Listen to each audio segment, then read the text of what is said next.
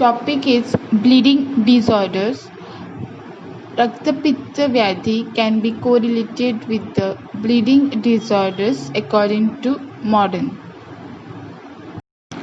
Introduction. The bleeding disorder is a condition that affects the way the blood normally clots. The clotting process, known as the coagulation, changes the blood from a liquid to a solid. When you are injured, the blood normally begins to clot to prevent massive loss of blood. Sometimes certain conditions prevent blood from clotting properly, which can result in heavy or prolonged bleeding. Bleeding disorders can cause abnormal bleeding, both outside and inside the body. Bleeding disorders often develop when the blood can't clot properly. For blood to clot, body needs blood proteins called clotting factors, blood cells called platelets. Normally, platelets clump together to form a plug at the side of a damaged or injured blood vessel. And clotting factors then come together to form a fibrin clot. And this prevents the massive blood loss. Causes of bleeding disorders. The clotting factors or platelets don't work the way they should or are in short supply. Majority of bleeding disorders are inherited, which means they are passed from parents to their child. Bleeding disorders may also be caused by low red blood cell count, vitamin K deficiency, side effects from certain medications. Medications that interfere with the clotting of the blood are called anticoagulants. Bleeding disorders. Types of bleeding disorders. Bleeding disorders can be first inherited, that is hereditary, comes from parents to their child, or acquired. Inherited disorders are passed on through genetics. Acquired disorders can develop or spontaneously occur later in life. Some bleeding disorders can result in severe bleeding following an accident or injury. In other disorders, heavy bleeding can happen suddenly with no reason. There are numerous different bleeding disorders, but the following are the most common ones. The hemophilia A and hemophilia B are conditions that occur when there are low levels of clotting factors in blood. It causes heavy or unusual bleeding into the joints. Though hemophilia is rare, it can have life-threatening complications. Factor 2, 5th or 7th, 10th or 12th deficiencies are bleeding disorders related to blood clotting problems or abnormal bleeding problems. Von Willebrand's disease is the most common inherited bleeding disorders. It develops when the blood lacks von Willebrand factor, which helps the blood to clot.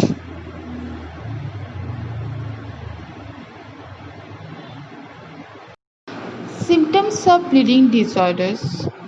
The symptoms can vary depending on the specific type of bleeding disorder. However, the main signs include unexplained and easy bruising. Second, heavy menstrual bleeding. Third, frequent nosebleeds. Fourth, excessive bleeding from small cut or an injury. And last is bleeding into the joints. So these are the symptoms or signs of bleeding disorders. Investigation. First is CBC, is complete blood count, which measures the amount of RBCs, WBCs in your blood. Second one is platelet aggregation test, which checks how well platelets clump together. And third is bleeding time, which determines how quickly blood clots to prevent bleeding. So now we will see the hemorrhage, the bleeding in detail. It is first the bleeding is also known as hemorrhage. Hemorrhage or simply blood loss. It's blood is escaping from the circulatory system from damaged blood vessels. Bleeding can occur first internally or externally, or either through natural openings such as the mouth, the nose, the ear, the urethra, vagina, or anus, or through a wound in the skin. Hypovolemia is a massive decrease in the blood volume and also can lead to death by excessive blood loss. Typically, a healthy person can endure a loss of 10 to 15 of the total blood volume without serious medical difficulties. By comparison, blood donation typically takes around 8 to 10% of the blood donor's volume.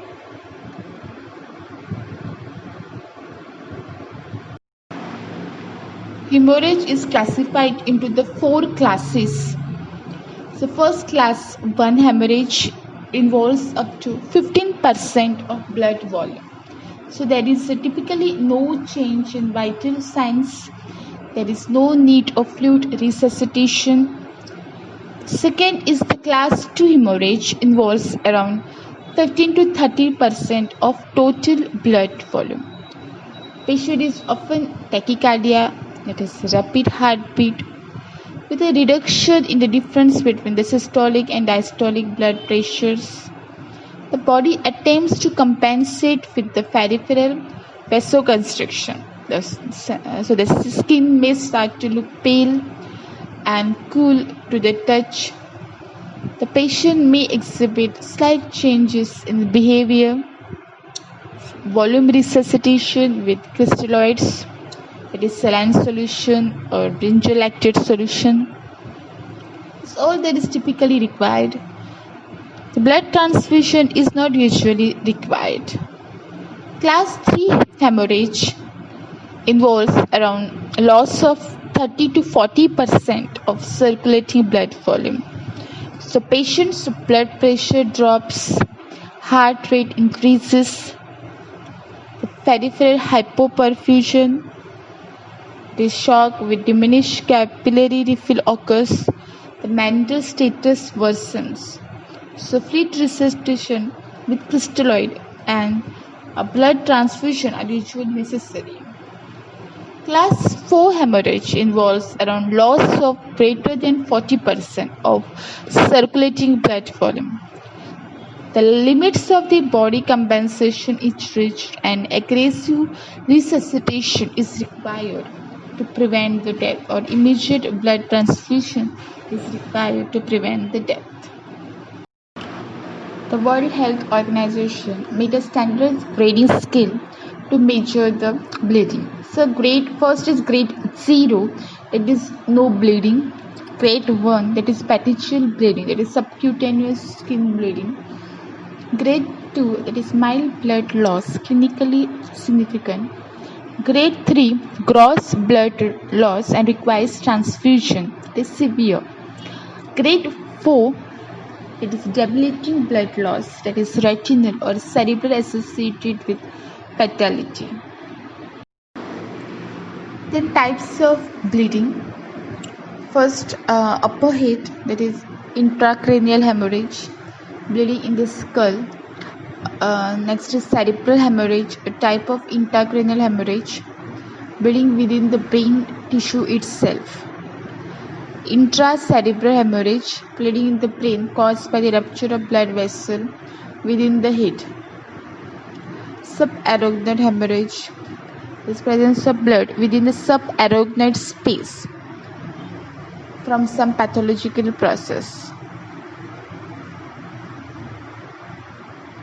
Eyes, the subconjunctival hemorrhage, blood blood arising from a broken blood vessel in the sclera. That is often the result of the strain or including sneezing, coughing, vomiting or other kind of strain. In the nose, epistaxis, that is nose bleeds.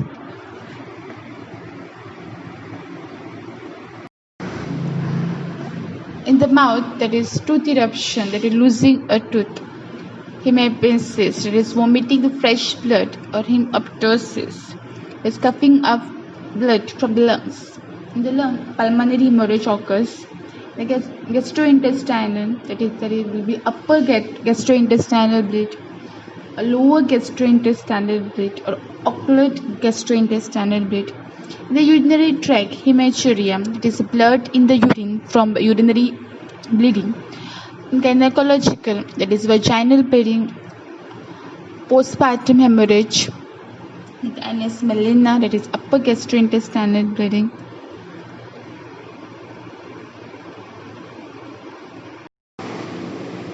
Causes of bleeding or causes of hemorrhage. This bleeding arises due to either traumatic injury, underlying medical condition, or a combination.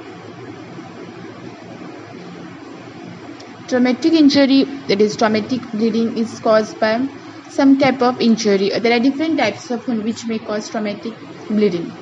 Medical condition or medical bleeding, that is denotes hemorrhage as a result of an underlying medical condition, that is the cause of bleeding that are not directly due to trauma. Blood can escape from the blood vessel as a result of three basic patterns of injury. Like first is intravascular changes of the blood within vessel. For example, increased blood pressure, decreased clotting factor.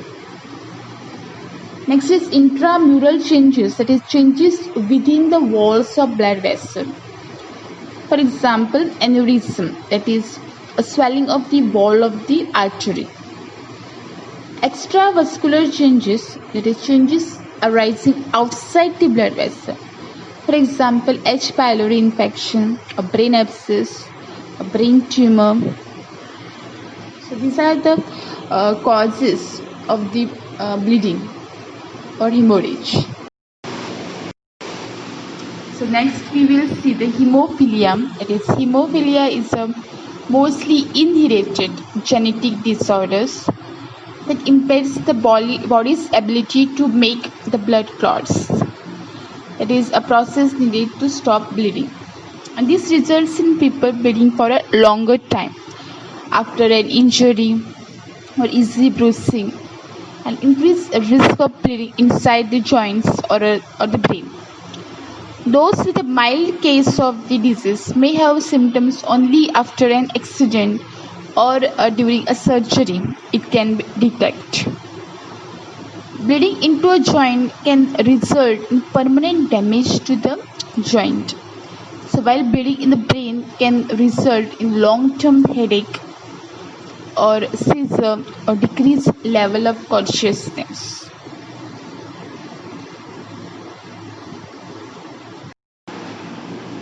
Classification of hemophilia. So there are several types of hemophilia. That is hemophilia A, hemophilia B, hemophilia C, parahemophilia, acquired hemophilia A, acquired hemophilia B. So first we will see hemophilia A. It's a recessive X-linked genetic disorder resulting in a deficiency of functional clotting factor 8. Hemophilia B is also a recessive X-linked genetic disorder involving a lack of functional clotting factor 9. Hemophilia C is an autosomal genetic disorder involving a lack of functional clotting factor 11. And hemophilia C is not completely recessive, as heterozygous individuals also show increased bleeding. Type of hemophilia known as parahemophilia is mild, a rare form, and is due to a deficiency in factor 5. This type can be inherited or acquired. A non-genetic form of hemophilia is caused by autoantibodies against the factor VIII, so it's known as acquired hemophilia A. Acquired hemophilia can be associated with cancer, autoimmune disorder, and following childbirth. The prevalence of hemophilia A affects about 1 in 5,000 to 10,000 individuals, while hemophilia B affects about 1 in 40,000 males at birth. As hemophilia A and B are both X-linked recessive disorders, females are rarely severely affected.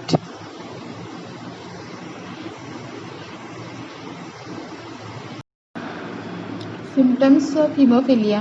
Characteristic symptoms vary with severity. In general, symptoms are internal or external bleeding episodes. People with more severe hemophilia suffer from severe and more frequent bleeds, while people with mild hemophilia usually suffer from minor symptoms except after surgery or serious trauma. In both hemophilia A and B, there is spontaneous bleeding, but a normal bleeding time, normal prothrombin time, normal thrombin time, but prolonged partial thromboplastin time. Internal bleeding is common in people with severe hemophilia and some individuals with moderate hemophilia.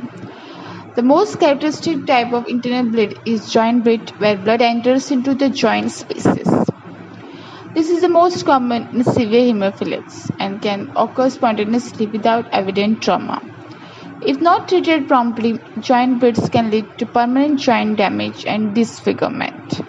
So bleeding into the soft tissues such as muscles and subcutaneous tissue is less severe but can lead to damage or requires treatment. Children with mild to moderate hemophilia may not have any signs and symptoms at birth. Their first symptoms often frequent and large bruises and hematomas from frequent bumps and falls as they learn to walk. Swelling and bruising from bleeding in joints, soft tissues, muscle may also occur. Children with mild hemophilia may not have noticeable symptoms for many years. Often the first sign in very mild hemophiliacs is heavy bleeding from a dental procedure, an accident or surgery. Females who are the carriers usually have enough clotting factors from their one normal gene to prevent serious bleeding problems, though some may present as mild hemophiliacs.